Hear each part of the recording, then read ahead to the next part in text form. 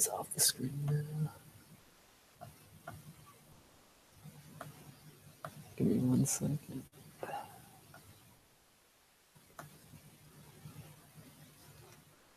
Okay.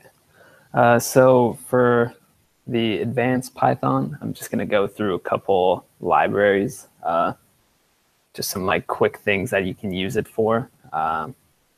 So first, I'm actually going to start off with managing packages, because with these libraries, you have to install these packages. But with Python, and it's called pip is the package manager, they make it super easy to do that. So if you have, it's not super hard to install pip.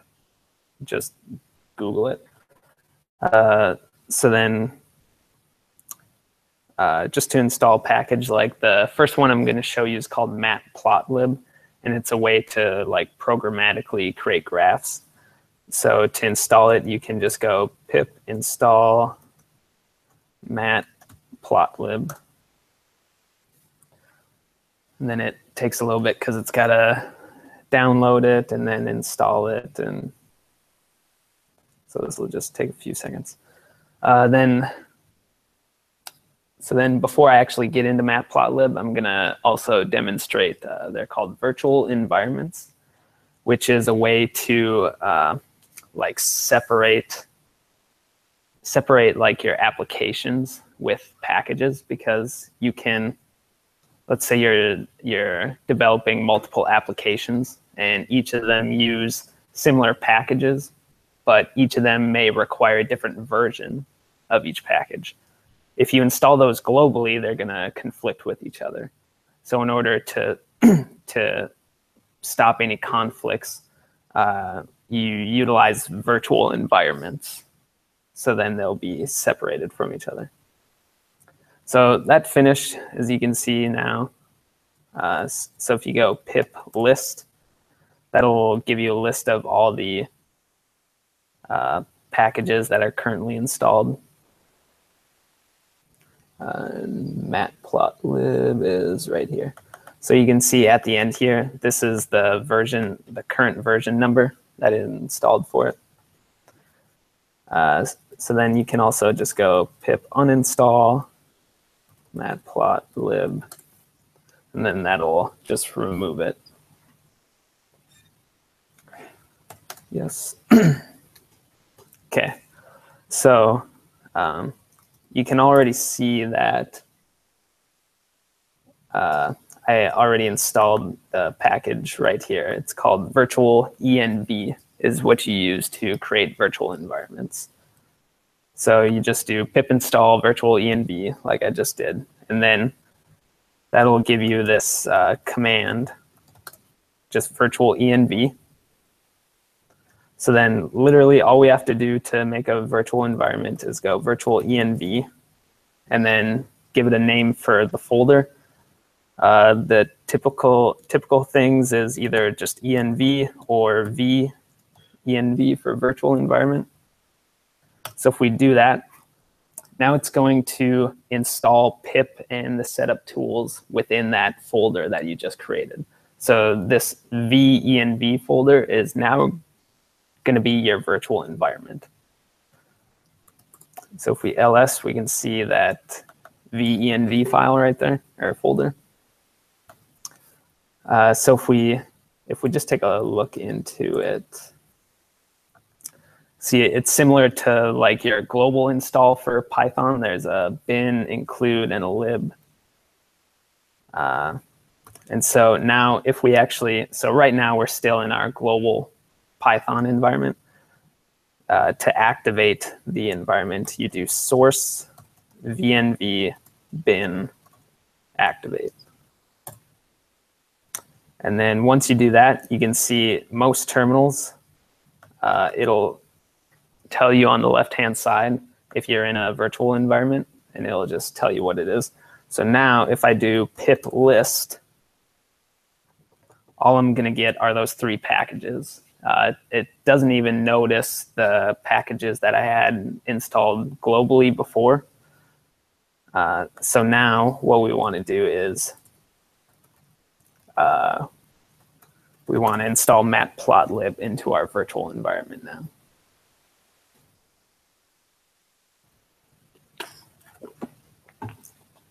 Matplotlib actually requires several other packages that you can see that it's like collecting here, like NumPy, PyParsing, backports 6, a bunch of them.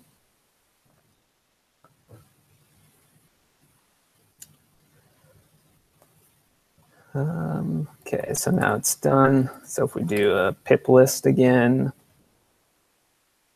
we can see now we got matplotlib, and these are all the dependencies for it. So now we just created a virtual environment and installed matplotlib into it. So now I'm going to show you just a few code samples of how to use matplotlib. These are just taken, if you go to matplotlib.org, they have like a couple dozen examples on there. I just took a couple of them off of there just as a first look. So this first one we're looking at is to make a histogram. So we're going to be using NumPy, and typically you'll see a lot of the times with NumPy, you import it as NP just as a shortcut.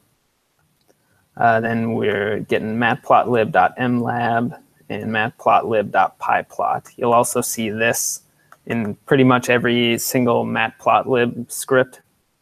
So if you ever see PLT, that's what it's referring to. So at the top here, we just make a random seed. And what this is doing is it's going to graph a normal distribution. So we set our mu sigma. And so right here is where we get a first look at some NumPy stuff. So NumPy has a lot of good utilities for dealing with like arrays of numbers.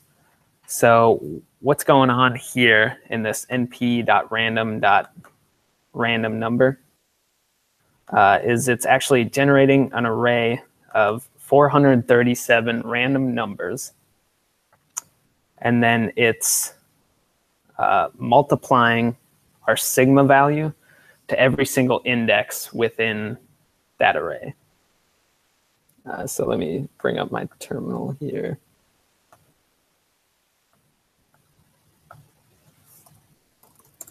Let's do Python import NumPy as NP. Then we're just going to do that np.random.seed 1968-0801. Mu equals 100, sigma equals 15. So then let's just check out what this np.random is giving us here.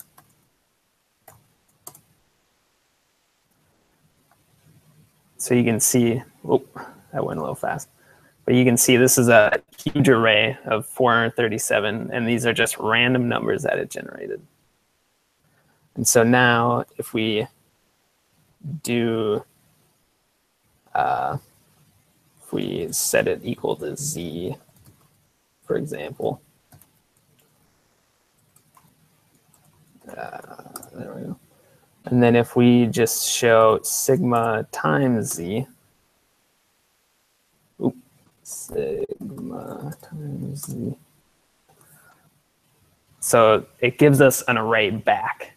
So a lot of the times, this might be confusing to see at first, but if you, in any math class, if you've ever done any like vector stuff, it's kind of similar where you just have a scalar multiplied by an array. This is why NumPy is really useful, because a lot of times if you wanted to do something like this, you'd have to make a for loop and multiply it by every single index, but this just does it automatically for you. So if we keep looking in the script here, this numbins 50, just number of bins in the histogram. So here's where we actually get like the figure that we're going to build on. If you do plt.subplots, it's going to give you the figure, and then this is an axis. And then it has a built-in function for axis.hist for a histogram. We pass in x, which is what we calculate up there by the number of bins that we want. And then this is the normalization factor.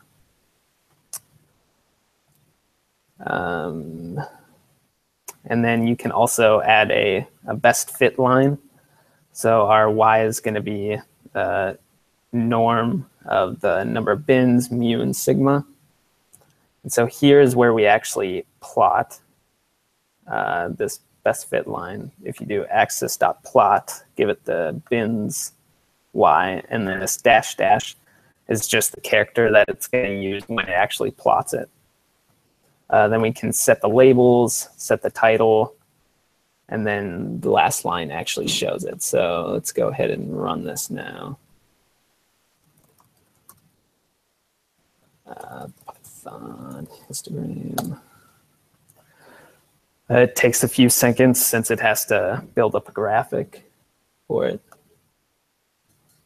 And I think it's blinking just because I'm screencasting right now. But yeah, so this is the random numbers that it generated, and you can, might be a little tough to see, but it also has that best fit line that it calculated too. And it's nice because it gives you this little GUI where you can zoom in to specific areas if you want, if you have like a more detailed graph. But so that's just like first example there. We can also do, if we go to this subplot script. So I'm just going to run it first so you can see what it looks like, and then we'll walk through it. So you can build like two plots on top of each other, and you can do this, you know, however many times you want, just stack them on top of each other. So if we pull up the script here, so we had the first two things like we did before. This numpy.linspace, what you do is you specify a start and a stop. So it's going to go from 0 to 5, and then it's going to give you points evenly spaced within that.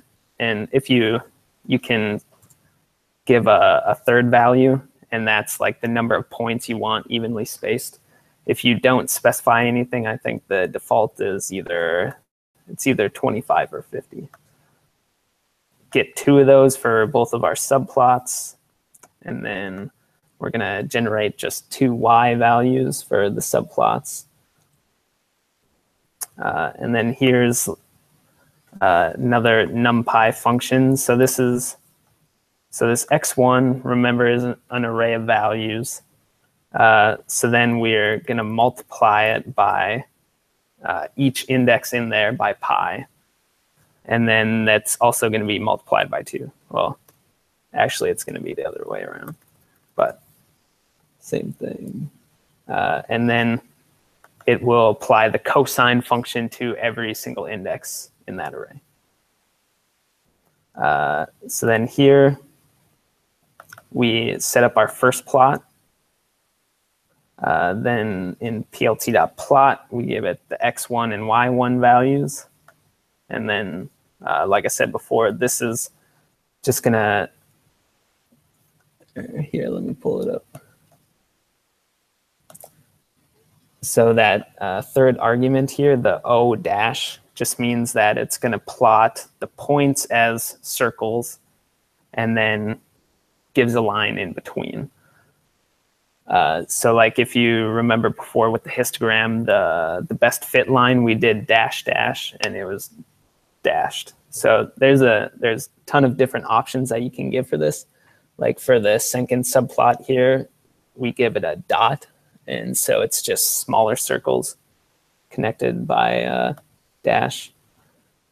Then you can give a title, Y label, and then we set up the senk and subplot here. So I can show you. I think another one you can do is you can do like a caret as the character.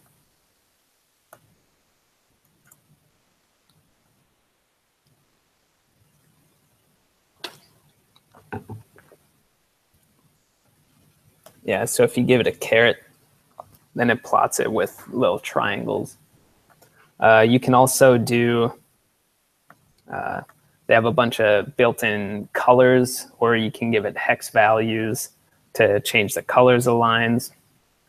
You can customize it almost any way you want to.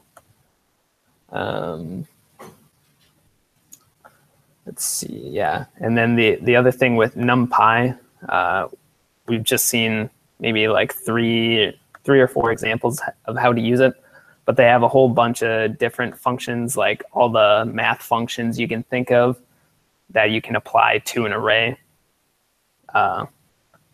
And the other thing to remember is whenever you use NumPy stuff, it's actually the NumPy arrays are their own object. It's not like the default list object. So you just need to be aware of that when you're working with it. So typically, whenever you work in NumPy, you just typically make everything a NumPy array instead of using like normal lists. Let's see. And then this third one here, we have a bar chart.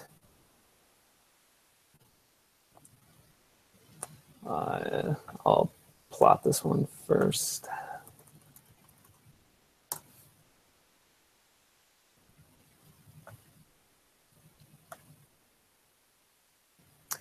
Yeah, so here you can set up different categories, like we have men and women, and plot them against different categories as well. You can make basically any chart you can think of. There's pie charts, bubble charts. You can even do some 3D charts as well. So it's really, really handy for like data visualization. It's a lot easier to do like number manipulations in Python than it is in other languages, since it's a scripting language. So that's why like Matplotlib and NumPy make Python such a makes it huge within like the data science space. Is a lot of people use Python for data science kind of stuff. And that's why, just because of all the different libraries you can use for scientific related stuff like NumPy. And then there's an even greater library called SciPy with tons of other stuff that you'll probably just never learn everything about it. Let's see.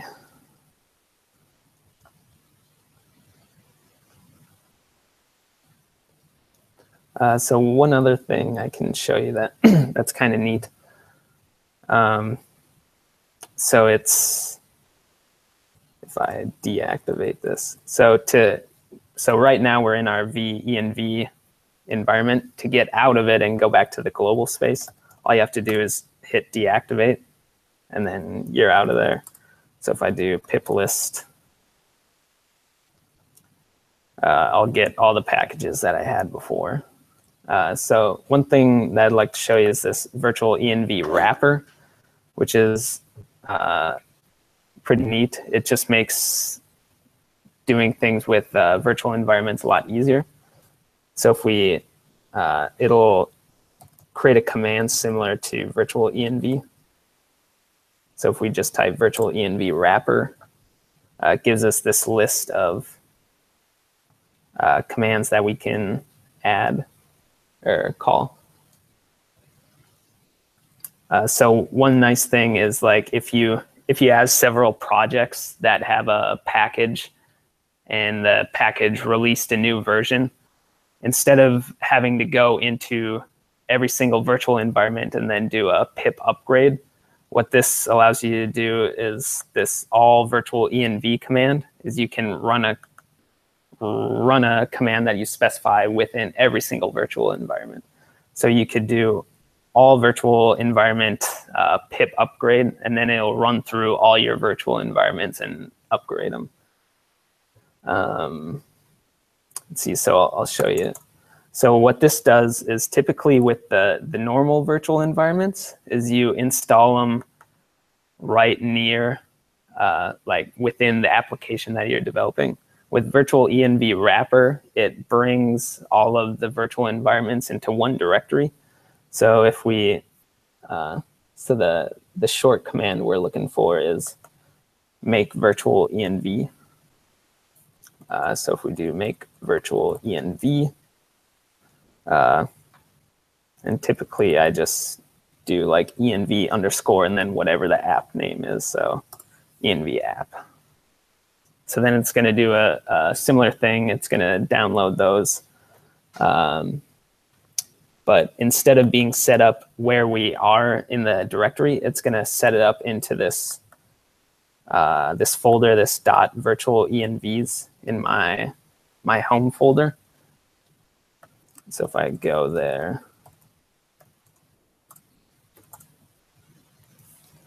so you can see I'm in the, or I just ls'd into this virtual envs, and there's our env app, and then I made one with env tutorial.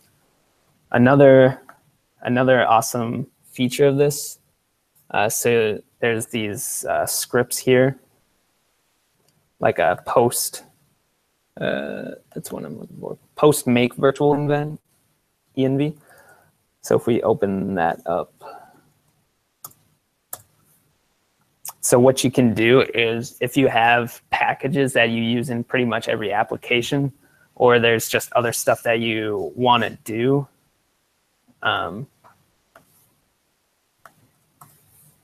you can specify it in here, saying that whenever I make a virtual environment, run anything that I specify in this script after you're done making it. So you can say like install these packages as well.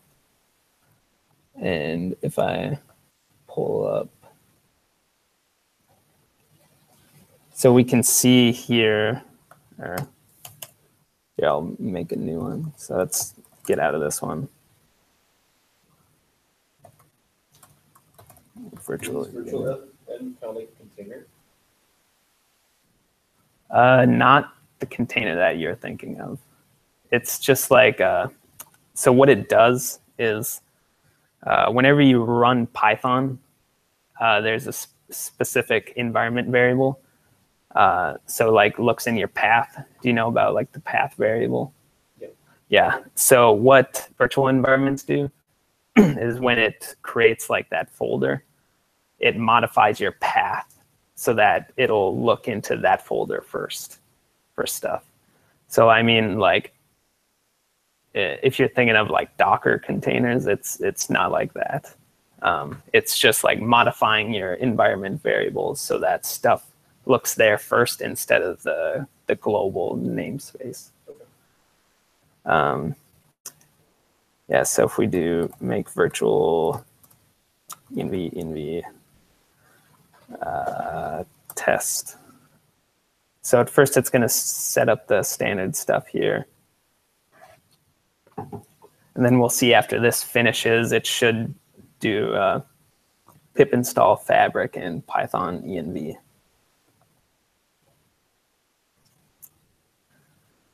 Yeah, right there. So it's starting to collect fabric and collect python.env.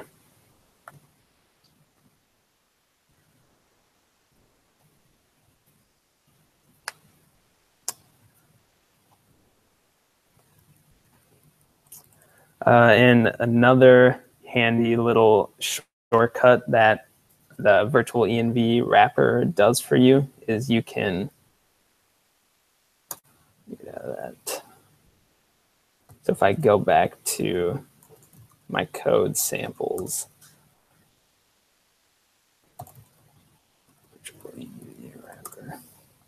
So there's this this command set virtual env project.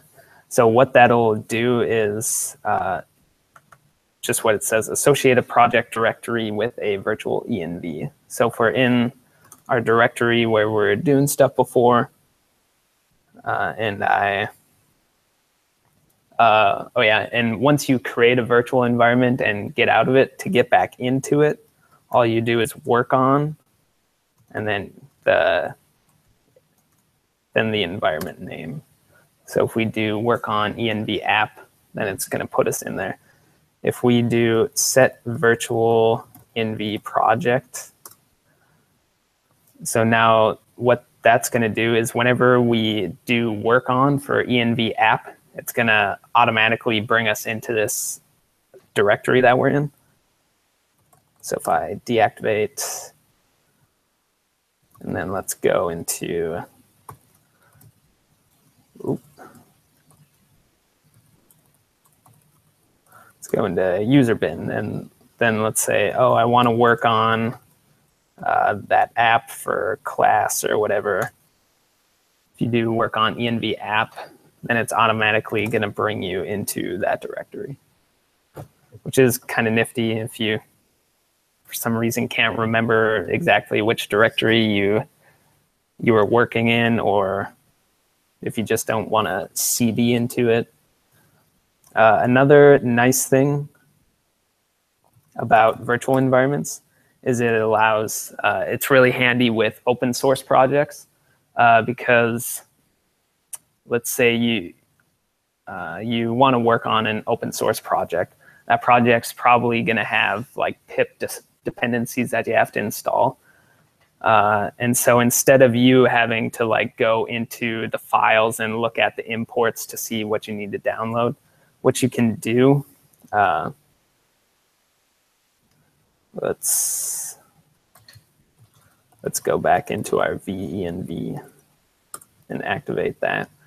So what you can do is pip freeze will print out all of the packages that are currently installed and their version numbers. So if we run this,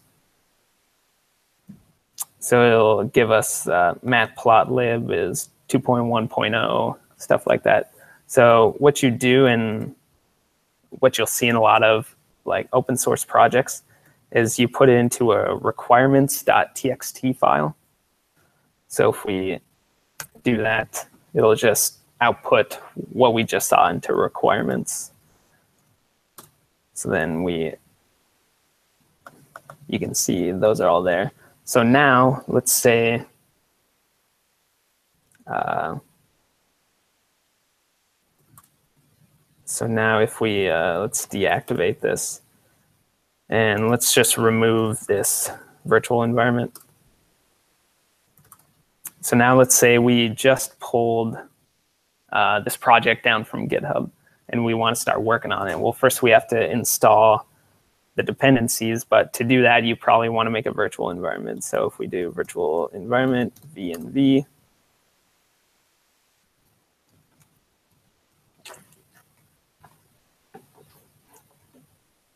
the only downside is it's just annoying having to wait for it to download stuff every time.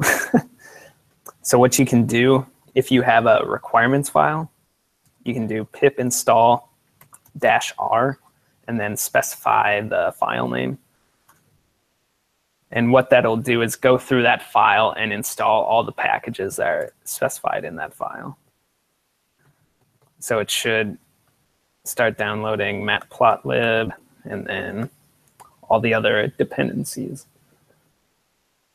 So that it's another good reason for virtual environments is for stuff like that. If you're working with someone else or on open source projects, that requirements file is an easy way for you to know everything that you're going to need to work on that project.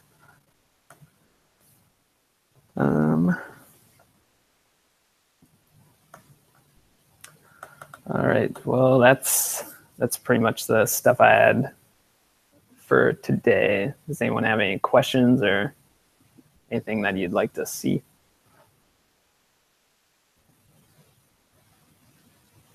virtual environment, was that apt VNV or was that Python? Python virtual environment. Yeah. Yeah.